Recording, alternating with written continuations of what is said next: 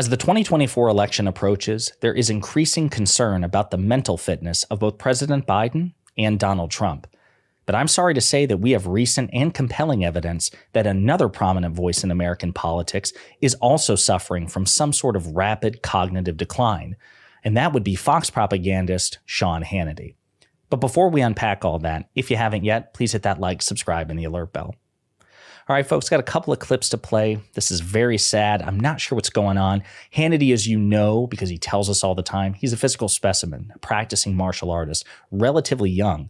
And yet he's a close ally of Donald Trump. So it's possible that whatever is plaguing Donald Trump's cognition made its way to Sean Hannity because something's going on with Hannity. He's experiencing some sort of acute memory loss and delusion.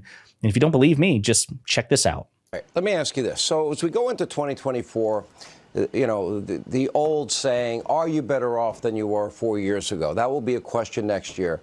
I honestly, and I'm being objective as I cannot think of a single policy success, any policy that has benefited the American people, Joe Biden. That was him in a conversation with fellow Trump cultist Kellyanne Conway. And he says, listen, I'm being honest. I'm being objective. I can't think of a single policy success for the most policy successful president in 50 or 60 years. And what makes it even more sad is just a couple of weeks ago, Sean Hannity moderated a debate between Democratic Governor Gavin Newsom of California and Ron DeSantis, in which Newsom repeatedly gave both DeSantis and Hannity a list, many examples of President Biden's policy successes. Here's a reminder. 3.9% unemployment, the lowest black unemployment in American history, the lowest unemployment for Hispanics in American history, the lowest unemployment for women in 70 years, the lowest black poverty rates in history. That's this administration's agenda. And by the way, as you smile and smirk over there, you should know this, the American people. Here's a guy who celebrated Bidenomics just this week, celebrating $28 million that came into your state because of the CHIPS and Science Act, one of the most significant economic plans since FDR. I'm proud of the work Biden and Harris have done. So the guy who started talking right there at the end, that was Sean Hannity. Sean Hannity was 10 feet away when Gavin Newsom gave that very brief and far from comprehensive list of successes which occurred under President Biden. So that leads me to one of two conclusions. Either, again, Hannity is indeed suffering from some sort of rapid cognitive decline, perhaps again due to his close proximity to Donald Trump, who is embodying the phenomenon at the moment, or Sean Hannity's a liar when he says he's being objective and honest. Perhaps he's just lying, which he kind of did during that debate when he said he was going to be an impartial and objective moderator. So I'm not sure. But anyway, regardless, it's important that you and I talk about President Biden's many successes. And we're not going to go into vivid detail on all of them. Otherwise, we'd be here for, 24 hours straight. But just a bit of a refresher. So if you go to the White House website, you will find Maps of Progress, which is an interactive map of the bipartisan infrastructure law's investments, current investments in this country. And as you can tell, there are a gazillion. You can click on each and every single one of these dots, and they'll give you the type, the funding agency, the project name, the funding amount. Major pieces of infrastructure in this country, which are in progress, very often in red states, very often in states represented by people who oppose the president's agenda. Nevertheless, it will benefit the vast majority of Americans, conservative or progressive. Again, huge. If you go elsewhere, you'll find examples of, for example, the historic investment in tackling the reality of anthropogenic climate change. I know a lot of Republicans pretend that climate change is a myth, a Chinese hoax, but it is real and it's important we address it. So historic climate change investments, building a clean, reliable electric grid with the largest investment in grid infrastructure in history, investing in passenger rail, an energy efficient alternative to driving or flying. Right now, they're working on high-speed rail, which will connect parts of Nevada to parts of California as kind of like a preliminary attempt at it. This is huge. Building out electric vehicle charging stations, breaking ground on battery manufacturing plants in the United States, which will create tons of good paying jobs. You have the CHIPS and Science Act. expanding factories and building new ones, making electric vehicle batteries and chargers, thousands of good paying jobs. It also addresses a national security issue because semiconductor chips are vital for both the military and virtually every other commercial aspect of life, including vehicles. Modern vehicles require semiconductor chips. We get ours from Taiwan. Taiwan's in the crosshairs of China. So President Biden bringing this back is actually enhancing national security and creating thousands of good paying jobs. This is huge. What about the PACT Act, right?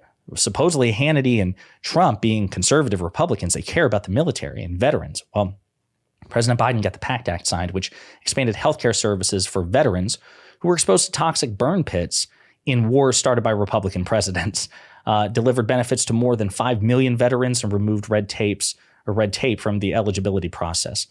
What about other aspects of the Inflation Reduction Act? It capped insulin prices at $35 a month for seniors on Medicare, reduced energy prices, and manufacturing has been revitalized through solar panels, wind turbines, electric vehicles. We discussed in a recent video, as a matter of fact, how the biggest wind turbine plant in the world is in Pueblo, Colorado, which is a district represented by Lauren Boebert, of all people, who not only voted against this bill, but actively opposed it in terms of campaigning and rhetoric. And yet her district, her constituents are benefiting from it. The Inflation Reduction Act has also attracted over $100 billion of EV investment in North America. That's huge. What about the fact that President Biden has made it so that Medicare can negotiate the price of prescription drugs with Big Pharma? Big Pharma hated this. They tried to prevent it via the courts, but Biden prevailed in the end. And so there were at least 10 drugs that were announced as the first salvo, the first spate of drugs that Medicare would be able to negotiate with, thus meaning that the American people will be saved tens of billions of dollars, maybe even more, in terms of prescription drug costs. And then, of course, you have the list compiled by the unhinged Biden guy on Twitter. It's a good comprehensive list. It hasn't been updated in March. We're going to go through some of the stuff right now. The American Rescue Plan, that's a big one. That was the first major piece of legislation passed by Biden within 6 weeks of his administration. It cut child poverty in half with enhanced child tax credits. That's huge. Trump didn't get that done. Biden got it done. And 50 Senate Republicans allowed it to expire a year later. It gave stimulus checks for the American people, giving them a little bit of breathing room, right, as Biden might say, which is good. It helped create 4 million jobs a year ahead of schedule, right? It prevented a double-digit recession, major piece of legislation. We talked about the bipartisan infrastructure bill, $550 billion in new funding to roads, bridges, ports, airports, public transportation, passenger and freight rail, affordable broadband, so the internet, electric buses, environmental cleanup, clean energy, again, huge stuff. He reauthorized the reauthorization of the Violence Against Women Act. Republicans opposed it. Biden supported it. The Bipartisan Safer Communities Act, which is the biggest piece of gun legislation in 30 years. It toughened background checks for buyers under 21, shrunk the boyfriend loophole, put new restrictions on straw purchases and funding for red flag laws, community violence prevention, which is huge, and mental health, which even Republicans are now willing to concede plays a role, at least somewhat, even though they never take steps to address it at all. They just use it as an excuse to deflect from gun control laws and then are content to do nothing about it. Biden got it done. This will help reduce gun violence and gun deaths in this country. The CHIPS and Science Act, which we talked about, this has caused a huge investment in terms of tech and manufacturing in the United States. I mean, if you look at Dell and HP and Intel, all these major companies, they are investing billions of dollars in domestic plants and jobs in this country. Huge for the American people. Went through the PACT Act, the Inflation Reduction Act. It allows Medicare to negotiate drug costs, limits out-of-pocket Medicare costs, and extends higher ACA subsidies, so Obamacare. In terms of foreign policy, we brought Finland and Sweden into NATO, which is good for shoring up NATO. Let's see here. The Respect for Marriage Act. I mean, again, we're not going through every single one, but the Respect for Marriage Act is huge. So it codifies gay marriage protections in federal legislation because we're worried that this regressively conservative Supreme Court is going to try to overturn it, just like they did with abortion rights the first chance they get. So, folks, This is huge. The other ones, Pregnant Workers Fairness Act requires reasonable accommodation for pregnant workers. Pump Act requires employers to allow breaks for nursing mothers and clean pumping rooms. Equal pay for Team USA. Equal pay for Team USA athletes regardless of gender, so dealing with matters of gender equality. Again, folks, this is huge, the stuff that President Biden has gotten done. 14 million jobs created on his watch. Again, historically low unemployment, not just across the board, but for women and for minorities. Huge stuff. So when Sean Hannity and others say, can't think of a single policy success of the Biden administration, he's either suffering from, again, some sort of rapid acute memory loss and delusion, or he's a liar. And if you want to compare Biden's record, his legislative and executive record, with, say, Donald Trump, you know, the guy that Hannity worships above all else, the object of Hannity's political affections, well, Donald Trump promised to repeal and replace Obamacare. He didn't get that done. He promised that he'd take out the national debt. He would wipe it out. Instead, he added about $8 trillion to it, the single greatest contribution in a 4-year term in history. He said he'd build a wall and get Mexico to pay for the wall. He did neither. Actually, as a matter of fact, President Biden got billions of dollars of investment from Mexico in terms of border security. So Biden succeeded where Trump failed. Trump did promise infrastructure. Infrastructure week, guys, it's going to be great. But then infrastructure week never happened. Biden made an infrastructure decade in 1 year. Biden got infrastructure done in his first year.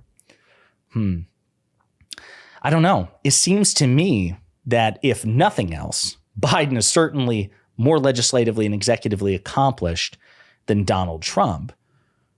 Despite razor-thin majorities in the Senate and the House, he no longer has the House, Biden that is. So yeah, I'm not exactly sure what Sean Hannity's talking about. And it's important to remember all these things because, again, we all have our distractions. We all have higher priorities. We all have our day-to-day lives. We have spouses and significant others and jobs and careers and passions and children and friends and hobbies and all the things. So it's hard to keep track of all this. But just remember, anytime somebody on Fox News or a Republican tells you that there are no policy successes under Biden, they're either an idiot or a liar, or I suppose in the case of Sean Hannity, and we take no glee in this, suffering from some sort of cognitive decline. So let me know what you think in the comments.